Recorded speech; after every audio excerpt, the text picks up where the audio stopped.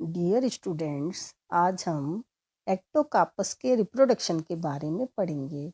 इसमें दो मेथड के द्वारा रिप्रोडक्शन होता है। नंबर 1, एसेक्सुअल या अलैंगिक जनन। सेकंड, सेक्सुअल या लैंगिक जनन। Asexual reproduction. Asexual reproduction biflagellate zoospores के द्वारा होता है। ये जूस्पोर्स 2x या द्विगुणित थैलस पर प्रोड्यूस होती हैं।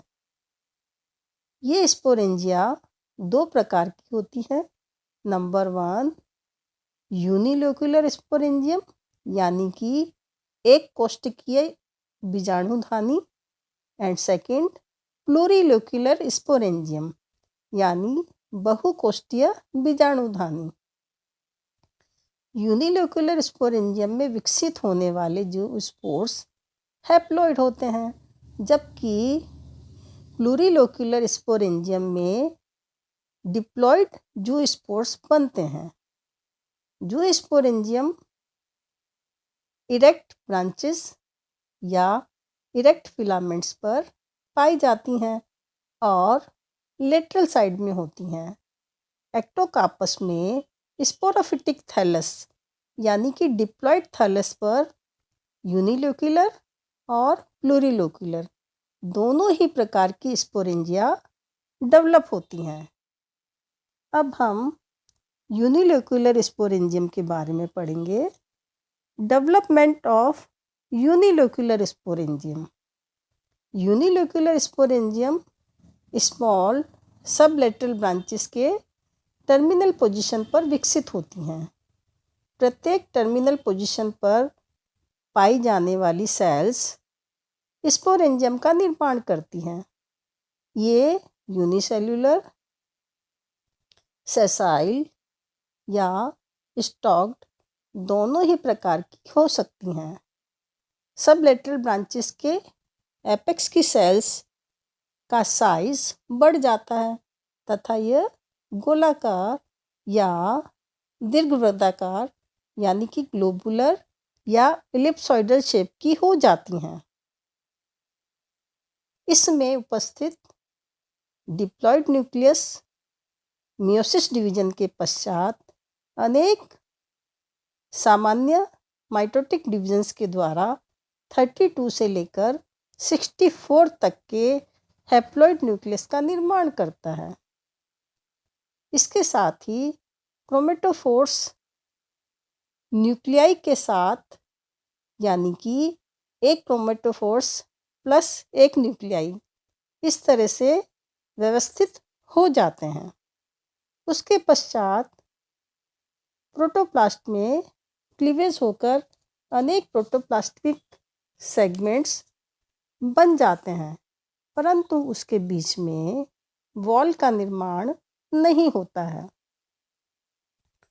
प्रोटोप्लास्ट के सभी सेगमेंट एक ही कोष्ठक में पाए जाते हैं या एक ही चैम्बर में होते हैं या एक ही लोक्यूल में होते हैं, इसलिए इन्हें यूनिलोक्यूलर स्पोरेंजियम कहते हैं।